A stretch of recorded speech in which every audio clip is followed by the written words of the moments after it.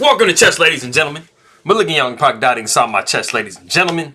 Appreciate you guys very much for stopping by. So, as it says on the thumbnail, it is a like a spoiler alert.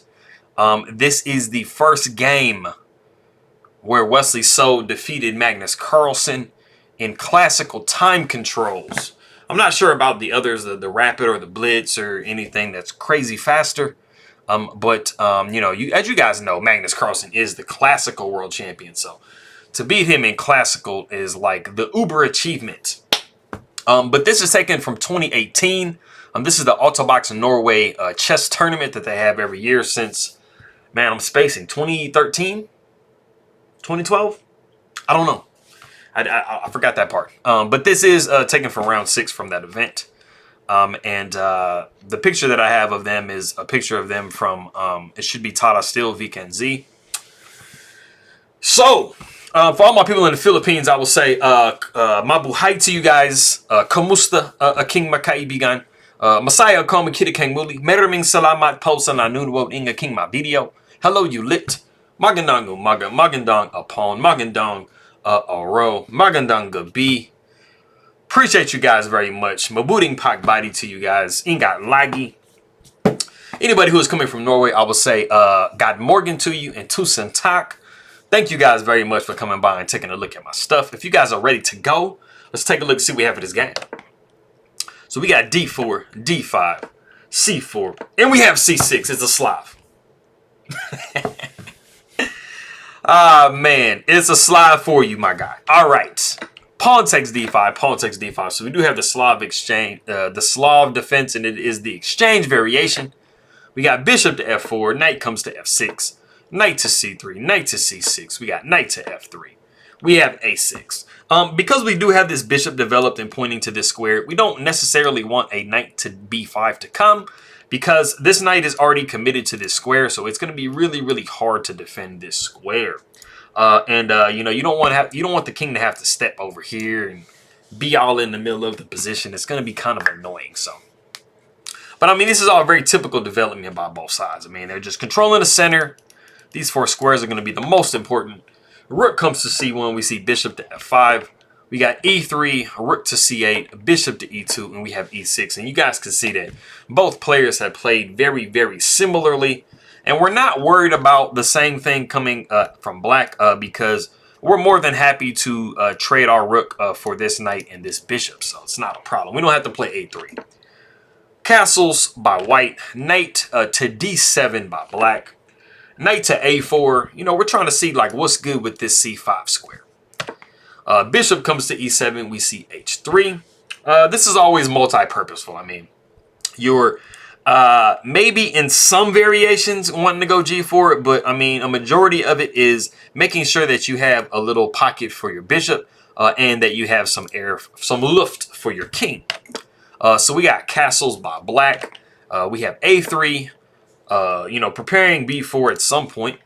And knight comes to c5, and then we see knight to c4 by black. And knight to c4 by black is the novelty of the game. Now, before we go into knight to c4, which is what we saw in the game, you actually want to kind of be a little careful when you're calculating here because it might seem like you're going to be winning some material because you have a lot of pieces attacking c5. But after you were to see knight takes c5, pawn takes c5, you know, bishop taking c5, you do notice now that your knight and your bishop are on... the forkable squares. So b4 would be coming with some oomph. And so, yeah, that you would see that. So, going back, like I said, we did see knight to c4 in the position. We see b4. Knight takes c5. Pawn on d takes c5. And then you have knight takes a3. And it kind of seems like black has just won a pawn, but it's not quite the greatest pawn. So, we see knight to d4. Getting an attack on this bishop. Bishop comes to e4, f3, and then bishop comes back to g6, and we have now just double covered. Like, at first, the knight could have escaped to b5, but now that we have the knight and the bishop both on that square, you do not have the ability to retreat the knight without losing your pawn. So after queen coming to b3, you are forced, you know, it doesn't really matter where you go. Whether you go to c4 or b5, you know, they're both pretty, I mean, logical moves. Knight to b5 being a little bit worse, but knight does come to c4. We see bishop takes c4, pawn takes c4, and then we see queen takes c4, and everything's fairly even. The only difference is, I mean, you have these connected pawns are just like shifted one file over from the other shifts, from the other pawns. But, you know, both sides have like pretty much played just about equally. I mean, you know, and that's something you expect from these two players. Queen comes to e8. We see bishop down to g3. And then we see e5, which does kind of seem like, man, that's like just a pawn, right? I mean, you could just capture on, you know, bishop takes e5, and then like, what's the problem? Well, there really isn't a problem, but it's just not winning an entire pawn. What we actually saw in the game is knight down to b3. Clearly, Wesley so calculated like what happens after bishop takes e5, and this is what happens. Bishop takes e5. You actually see bishop takes c5, and then pawn takes c5, and then you have gotten your piece back. One of the major differences is you do have this passed pawn right here. So, I mean, it's still good for white, but, I mean, you definitely have, you know, your position is just a little bit more delicate as white here. So, going back to what we had in the game. Like I said, knight came to b5. We saw bishop back to d8. We see queen to d5. You know, why not tickle this pawn? You know, let's ask black, does it want that pawn or not?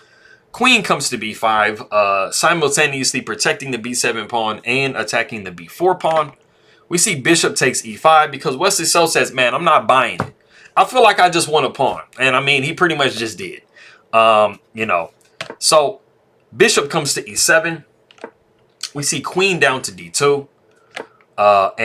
You know, basically, you know, black has just, or white has just kind of gotten in and gotten out. They gotten in, got their pawn, and then they gotten out. So, bishop comes to d6. We see bishop over to f6. We're not necessarily wanting to trade here because we're just going to be giving white, you know, a completely passed pawn. And it's just going to be uncontested on either side. So, we have e4. We got h6. Knight comes to d4, attacking the queen. And also what queen to d2 did is it did protect that one pawn that you have on b4. Bishop takes d4, queen takes d4. But even though the queen has moved, you know, you still have a good, you know, protection of the b4 pawn. So rook comes over to e8. And if you notice something on the king side for white, they do have all of their pawns opposite the color of their bishop. So they have complete movability with their bishop over here. So we see rook f to e1. And I mean, as you guys can see, everything is just like safe and secure. You know, we're just good to go pretty much everywhere. So the king comes to h7. We have g4. We got f6, f4. And basically white's goal is just to try to like minimize the scope of this bishop like as much as possible. So queen comes back to c6. We see f5. And you really only have one square to go to. That's back to f7. So we see h4.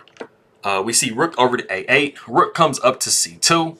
You know, we're not worried about moves like this because we're just going to be moving the rook out of the way somewhere, so it doesn't even matter. We got a5, g5, and with a very, very real fork threat here, we got bishop over to h5. We have g6 with check. King comes back to h8. And if you want, guys want to go ahead and pause the video and see what white plays here. It's not the ultimate best move. It's one of the best moves. It's about second or third on the list, kind of depending. But it has a really, really nice idea behind it. So, actually, yes. Okay, yeah. Go ahead and pause the video and see if you can figure out this move that Wesley So finds here.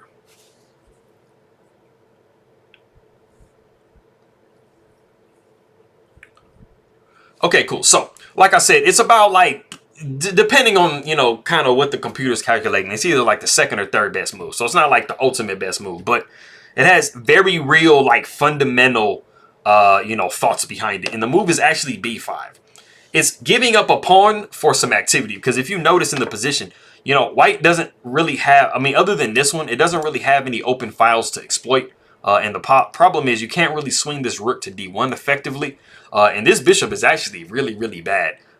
It's just kind of like stuck over here on the rim, and it's really not doing much.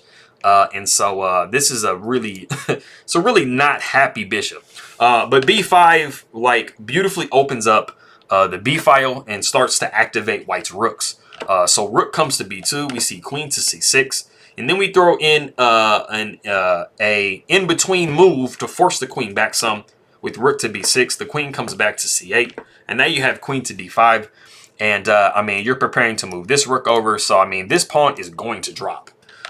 We see a4, rook takes b7. We see rook over to g8, and then we see c6. And it is actually in this position that black resigns the game, giving Wesley his first win in classical chess against Magnus Carlsen. And this happened 3 years ago in June. And so there's not really anything you can do to continue pushing this pawn. I mean, this rook is going to swing over to a1, and you don't have any further progress there. This is just a very suffocating position. Almost as black, you're kind of playing down an entire piece. And so, you know, you're also, like I said, pushing this pawn. And, you know, after this rook swings over and you push your rook to d8, you're going to be forcing a lot of trades, and you're just going to be in a great position as white. And not to mention that you are up an entire pawn. So this is a really nice, straightforward win by Wesley. So I appreciate you guys very much for stopping by. I'll go ahead and cut out here. So I would say, Maraming salamat aking magkaibigan. Makito tayo mamaya. And Tusen tak to anybody coming from Norway. And I will see you guys next time.